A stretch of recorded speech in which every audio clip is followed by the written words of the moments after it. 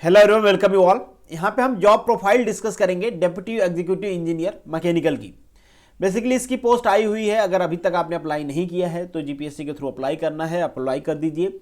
यहाँ पे हम बात कर रहे हैं GWSSB बोर्ड की, मतलब Gujarat water supply and sewerage board. यहाँ पे मैंने और भी पोस्ट मेंशन किया हुआ है, जैसे AA मतलब additional assistant engineer, assistant engineer. Deputy की तो बात हमने कर ली। फिर इसके बाद सुपरिटेंडिंग इंजीनियर, इसके बाद एग्जीक्यूटिव इंजीनियर और चीफ इंजीनियर। ये सारे लोग, इन सारे लोगों की आपको ब्रीफ आइडिया हो जाएगी, इनकी जॉब प्रोफाइल क्या होती है, हायरार्की क्या होती है।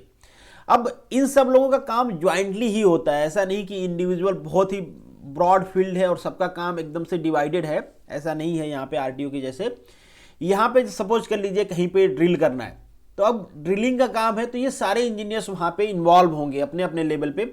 अब ये बिल्कुल है वहाँ पे कि किसी के पास डिसीजन मेकिंग का पावर होगा, किसी के पास एग्जीक्यूशन की ड्यूटी होगी, किसी के पास सप्लाई की ड्यूटी होगी, किसी के पास इंस्पेक्शन की ड्यूटी होगी। ड्यूटीज सबकी अलग अलग हो सकती है और डेफिनेटली जो ड्यूटीज एलोकेट करता है वो आपसे सुपीरियर ऑफिसर करता है, तो वो भी हम डिस्कस करेंगे। हायरार्की जब हम डिस्कस करेंगे डिटेल में, तो इन शॉर्ट सबकी जो जॉब प्रोफाइल है उसकी ब्रीफ आइडिया आपको हो जाएगी और डिप्टी एग्जीक्यूटिव इंजीनियर की तो डेफिनेटली हो जाएगी। तो चलिए शुरू करते हैं वीडियो को। Educating today for better tomorrow. तो सबसे पहले इनके ऑर्गेनाइजेशन स्ट्रक्चर की बात कर लेते हैं ताकि आपको हायरार्की इजीली समझ में आ जाए। तो कोई सा बोर्ड हो, कोई से ऑर्गेनाइजेशन हो, कुछ भी हो, सबके हेड कौन से होते हैं? वो हेड होते हैं आपके ऑनरेबल मिनिस्टर साहब, जिनको आप वोट देके चुनते हो। हम भले मन ही मन कुछ भी कहें इनके बारे में, बट आपको समझना चाहिए कि इनकी भी जो जॉब प्रोफाइल होती है ना, वो कम चैलेंजिंग नहीं होती है। आपको 5 साल कॉन्ट्रैक्ट पे रख दिया जाए तो आप सरकार को गाली देते हो, हालांकि आप मेहनत करके जाते हो, बट इनकी भी मेहनत कम नहीं है। एक बार सोच के देखो, आप 5 साल के लिए इलेक्ट होते हैं, उसके बाद दोबारा उनको इलेक्शन में जाना होता है। बहुत सारे लीडर्स आपने ऐसे देखे होंगे भाई साहब कि जो 2-3 बार चुने गए हैं उसके बाद वो हार जाते, फिर उनको कोई पूछता तक नहीं है।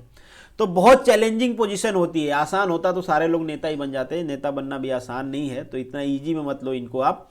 इनके नीचे की जो पोस्ट होती है, सेक्रेटरी साहब, चेयरमैन, मेंबर सेक्रेटरी, ये सारे लोग आईएएस रैंक के ऑफिसर्स होते हैं, ठीक है, मतलब आईएएस होते हैं इन सिंपल भाषा।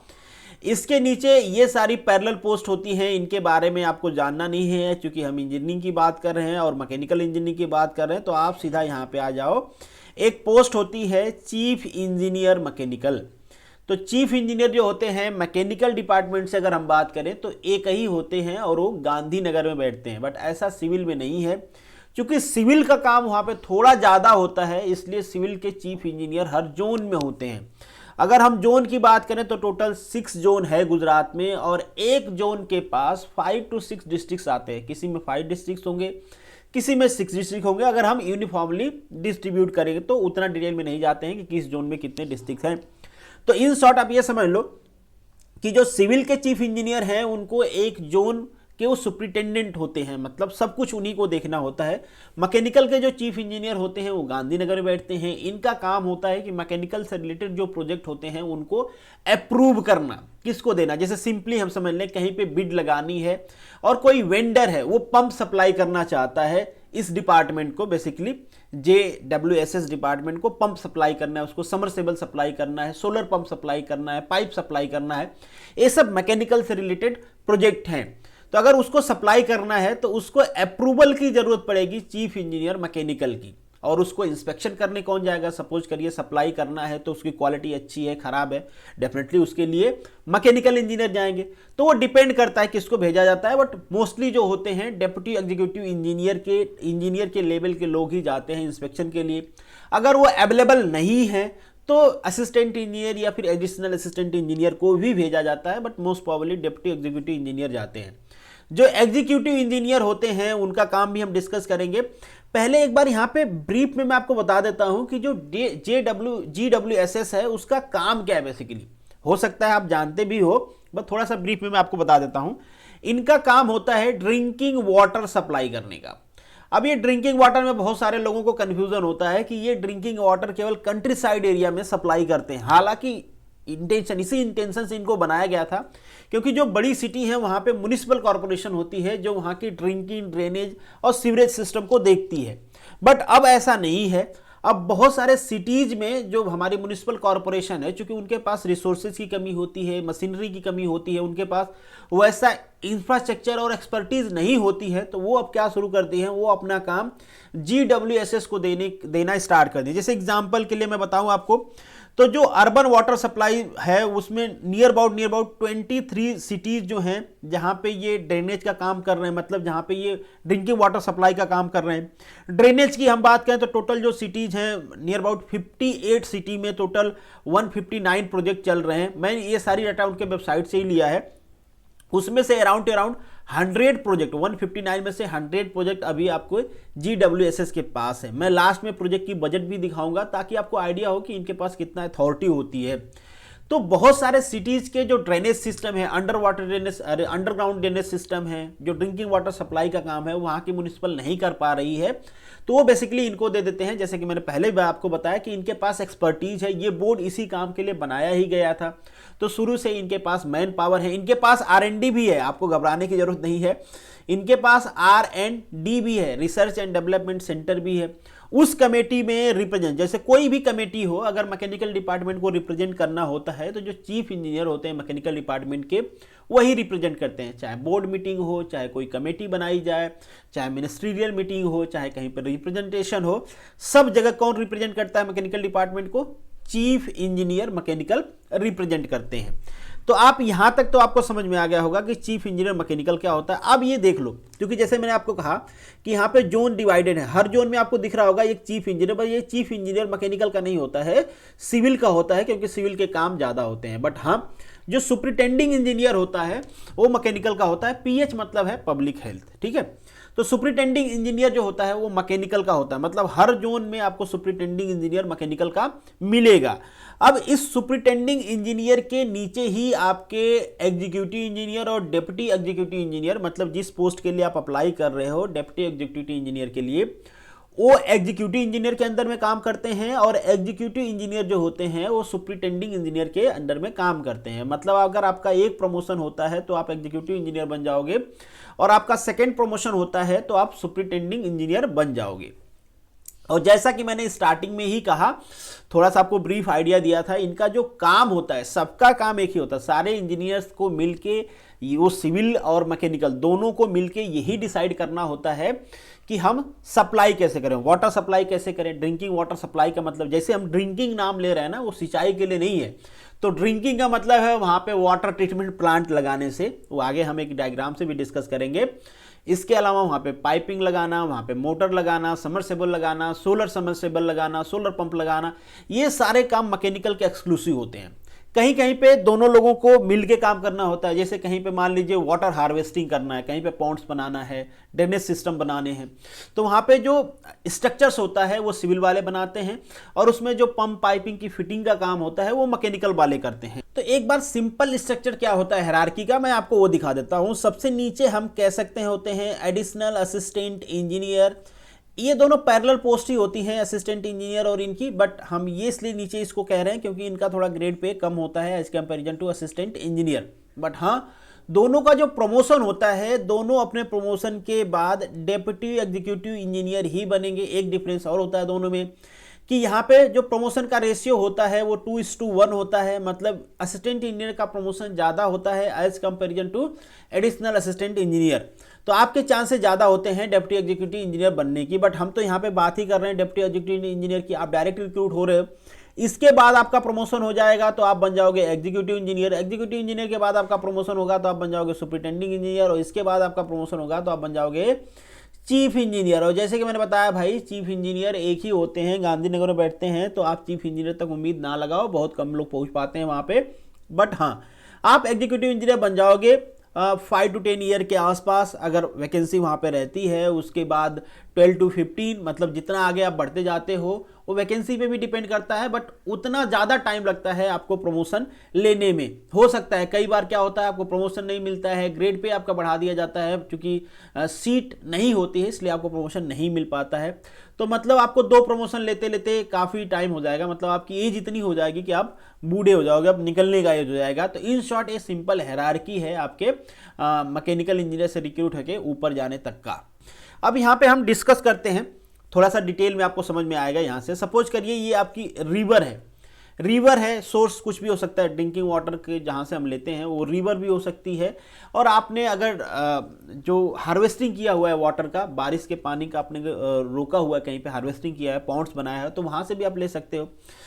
बट जो मेन सोर्स होता है वो रिवर ही होता है मैक्सिमम जगह। तो यहाँ से आप क्या करोगे, पंप और पाइपिंग लगाओगे और ये पानी वाटर ट्रीटमेंट प्लांट में पहुँचा दोगे। और ये पंप पाइपिंग कहना बहुत आसान है, जब लगाया जाता है कहीं पे पाइपिंग बिछाई जाती है, आपने देखे होंगे बहुत टफ जॉब होती है, बहुत पैसे, बहुत ज़्यादा फंड भी आते हैं इसीलिए इसके। और चूंकि ये बेसिक नीड है और हमारा दुर्भाग्य है कि आज तक हम इंडिया के हर कोने में बेसिक नीड को ही फुलफिल नहीं कर पा रहे हैं। और ये चैलेंजेस भी बढ़ते जा रहे हैं। जो बड़ी सिटीज़ हैं जहाँ पे वेल इक्विप्ड चीज़ें हैं सारी कुछ, वहाँ पे भी पीने का पानी की कमी हो जा रही है, क्योंकि पीने के पानी की कमी ही है, हमारे पास स्टोरेज ही नहीं है। बारिश का पानी ऐसे ही बहता रहता है, गर्मियों में पीने का पानी नहीं मिलता है। चेन्नई का एग्जाम्पल आप हर साल देखते हो। तो यहाँ पे वाटर ट्रीटमेंट प्लांट लगाया जाता है। वाटर ट्रीटमेंट प्लांट, यहाँ पे पाइपिंग, यहाँ पे मोटर, ट्रीटमेंट प्लांट, ये सारा काम किसका होता है, मैकेनिकल इंजीनियरिंग के लोगों का होता है। और बेसिकली पूरे एक डिस्ट्रिक्ट को, अगर वहाँ पे एग्जीक्यूटिव इंजीनियर नहीं है तो पूरे एक डिस्ट्रिक्ट को डेप्यूटी एग्जीक्यूटिव इंजीनियर ही कंट्रोल करता है। मतलब एक डिस्ट्रिक्ट में जितने भी प्रोजेक्ट्स चल रहे होते हैं मैकेनिकल इंजीनियरिंग से रिलेटेड, जिनका भी मैंने नाम लिया, पाइपिंग, पंपिंग, जो भी है, ये सारा काम कौन देखता है, डेप्यूटी एग्जीक्यूटिव इंजीनियर देखता है। यहाँ पे ट्रीटमेंट के बाद इसको सप्लाई करना, मतलब पाइपिंग बिछाना, उसको पंप करना, हर जगह पहुँचाना, इंस्पेक्शन करना, नए प्रोजेक्ट्स बनाने, ये सारा काम होता है बेसिकली। ये तो हम एक फील्ड की बात कर रहे हैं। जब हम ड्रिंकिंग वाटर की बात करते हैं, उसी तरीके से आपको ड्रेनेज पे भी काम करना होता है, आपको सीवरेज सिस्टम पे भी काम करना है। ड्रेनेज का मतलब ये है कि जो जनरल यूज का पानी होता है घरों में, यहाँ पे एक घर का एग्जांपल दिया गया है, ऐसे पूरा गांव होता है, पूरा टाउन होता है, तो वहाँ पे आपको ड्रेनेज सिस्टम बनाना पड़ता है ताकि जो भी पानी यूज के हों वो सारे चीज़ बाहर निकल जाए। इसके बाद ड्रेनेज सिस्टम में आपको ये भी ध्यान देना होता है कि अगर बारिश होती है, पानी एक्सेस होता है, उसको भी कंसीडर करके बनाना होता है। कहीं कहीं पे उसके लिए सेपरेट व्यवस्था होती है, कहीं कहीं पे वो कॉमन जॉइंट्स होते हैं। फिर जो स्वेजेस के लिए होते हैं वो भी बनाना होता है, ताकि जो लाइटिंग वाइटिंग की जो मतलब जो थोड़ी सी थिक होता है उसके लिए आपको अलग से सोचना पड़ेगा, क्योंकि उसकी पंपिंग, उसका फ्लूडिटी कम होती है, तो वो भी थोड़ा सा आपको ध्यान देना होता है। तो ये सारी चीज़ें टेक्निकलिटी है, बट आप ये समझ लो कि ये सारा आपका काम होता है। और मैं आपको प्रोजेक्ट दिखाऊंगा, बहुत सारे जगह प्रोजेक्ट चल रहा है। इसके कास्टिंग दिखाने का मेरा इंटेंशन क्या है वो मैं आपको बताता हूं। पहले आप ये कास्ट देख लो। ये मैं बेसिकली टाउन एरिया का इसलिए दिखा रहा हूं क्योंकि ऐसा होता है कि टाउन एरिया में जो होता है GWSSB काम नहीं करता है, बट ये टाउन एरिया के ही प्रोजेक्ट हैं, ये कंप्लीटेड प्रोजेक्ट हैं। आप देख लो फंडिंग कितना आई हुई है, ये सारी फंडिंग करोड़ में है, ठीक है। इसके अलावा भी बहुत सारी फंडिंग है, यहाँ पे आप देख सकते हो 62 करोड़, 44, 35, इस तरीके से फंडिंग आती है यहाँ पे आप देख लो। और ये किसके लिए फंडिंग दी गई है, ये दिया गया है ड्रेनेज सिस्टम बनाने के लिए, अंडरग्राउंड ड्रेनेज सिस्टम, ठीक है। इसके इसी तरीके से आप ड्रिंकिंग वाटर का भी देखोगे, पूरी वेबसाइट पे इनकी विवरण है, तो ड्रिंकिंग वाटर का भी आपको मिलेगा, इसी तरीके से सीवरेज का भी मिलेगा। इसी तरीके से जो कंट्री साइड एरिया में प्रोजेक्ट्स आते हैं, जैसे कि सोलर पंप की मैं बात कर रहा था, समरसेबल की भी बात कर रहा था। गुजरात में बहुत सारी पहाड़ी एरिया भी हैं जहाँ पे ड्रिलिंग में बहुत ज़्यादा प्रॉब्लम होती है, वो प्योर मैकेनिकल इंजीनियरिंग का काम होता है, वो प्रोजेक्ट भी चलते रहते हैं। तो बहुत सारे ऐसे प्रोजेक्ट्स आते हैं। ये मैं बस आपको एग्जाम्पल के लिए बता रहा हूँ कि कितनी फंडिंग आती है इस डिपार्टमेंट को ये सारे काम करने के लिए। अब यहाँ पर आप देख रहे होगे, ये भी है ड्रेनेज सिस्टम का ही, अंडरग्राउंड ड्रेनेज सिस्टम, ये 121 करोड़ रुपीस फंड किए गए थे। तो इस तरीके से फंडिंग होती है। इस सारे फंडिंग को आप ऐड करोगे तो बहुत ज़्यादा फंडिंग आती है इस डिपार्टमेंट में। अब इन सारे फंडिंग को देख के दो चीज़ आपके माइंड में आ सकता है। एक तो आ सकता है कि फंडिंग बहुत आती है, चलो मज़ा आएगा, और आप सोच ही रहे हो किसका मज़ा आएगा, बट मैं ये उस इंटेंशन से नहीं दिखा रहा हूँ। मैं आपको ये जो फंडिंग है, इतने ज़्यादा जो फंडिंग्स आ रही हैं, मैं आपको इस इंटेंशन से दिखा रहा हूँ कि जहाँ पे फंडिंग आती है ना, वहाँ पे रिस्पॉन्सिबिलिटी भी होती है। तो इन शॉर्ट मेरे कहने का मतलब ये है कि ये आपकी रिस्पॉन्सिबिलिटी है। आपने सुना होगा कि मंत्री साहब लोगों में लड़ाई हो जाती है कि उनको ये डिपार्टमेंट चाहिए, किसी को PWD चाहिए, किसी को फाइनेंस डिपार्टमेंट चाहिए, किसी को होम मिनिस्ट्री चाहिए। लोग लड़ते रहते हैं। क्यों लड़ते रहते हैं भाई? क्योंकि वहाँ पे पैसे भी होते हैं, उसके साथ साथ पावर भी होती है, रिस्पॉन्सिबिलिटी होती है, पब्लिक इंगेजमेंट होता है, तो ये सारी चीज़ें होती हैं। तो यहाँ पे मुझे फंडिंग दिखाने का मेरा इंटेंशन केवल यही है कि आपको ये पता चले कि आपके ऊपर रिस्पॉन्सिबिलिटी कितनी है। इतने सारे फंड्स आ रहे हैं तो ये काम करने के लिए आते हैं, और आप एक अथॉरिटी हो, मतलब गवर्नमेंट आपके ऊपर भरोसा करके इतने सारे फंड्स देती है कि आप साफ पानी, बारिश में कहीं पानी कलेक्शन नहीं होगा, वाटर हार्वेस्टिंग के लिए भी प्रोजेक्ट्स आते हैं कि जो बारिश का पानी है उसको पॉन्ड्स में कलेक्ट करो। और ये जितना भी प्रोजेक्ट मैं दिखा रहा हूँ सारे अर्बन एरिया के हैं। देखो ये सारे अर्बन एरिया के प्रोजेक्ट हैं जो GWSSB को मिले हुए हैं, और जो रूरल एरिया का प्रोजेक्ट है वो तो सारा यही करते हैं। ये तो मैं अर्बन एरिया का आपको बता रहा हूँ। इस तरीके से फंडिंग मिलती है इनको डिफरेंट पर्पज के लिए।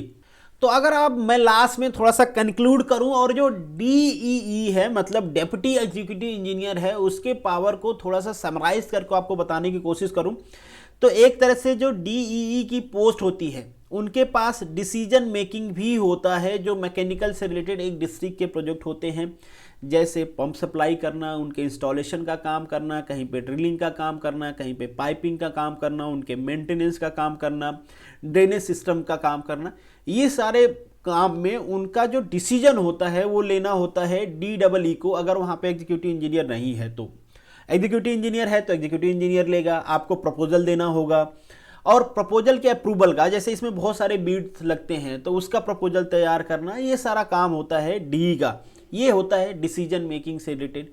फिर एग्जीक्यूशन से रिलेटेड भी काम होता है, इंस्पेक्शन से रिलेटेड भी इन्हीं का काम होता है।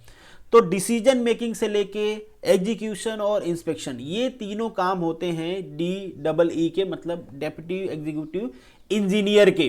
तो DEE की जो पोस्ट होती है ना, एक पब्लिक इंगेजमेंट की पोस्ट होती है, मतलब आप इन शॉर्ट सिंपली पब्लिक से डायरेक्टली इंगेज हो रहे हो, उनके लिए काम कर रहे हो, एक रिस्पॉन्सिबल पोस्ट होती है। और इसके साथ साथ इसकी वैकेंसी भी बहुत कम आती है, उसके साथ पोस्ट भी कम होती है, ऐसा नहीं बहुत ज़्यादा पोस्ट होती है। तो अगर आप पढ़ाई कर रहे हो तो आपके पास बहुत अच्छा चांस है। पूरा मेहनत, पूरा जोर लगा के मेहनत करिए ताकि आपका सिलेक्शन इंश्योर हो पाए। बाकी एक अपॉर्चुनिटी भी है, जो भी करेंट ईयर में लोग पढ़ रहे हैं वो भी अपने आप को टेस्ट कर सकते हैं। अगर बहुत अच्छी पढ़ाई कर रहे हैं तो सेलेक्ट भी हो सकते हैं। तो this is the end of this video. उम्मीद करता हूं कि आपको एक ब्रीफ आइडिया मिल गया होगा आपके जॉब प्रोफाइल के बारे में। Thank you so much for watching this. Still कोई डाउट है तो कमेंट बॉक्स में लिखिएगा। अगर बहुत बड़ा डाउट हो गया तो उस पर वीडियो भी बन जाएगी, अदरवाइज कमेंट में आपका डाउट मैं क्लियर कर दूंगा। मिलेंगे नेक्स्ट वीडियो में, तब तक के लिए all the best, good luck.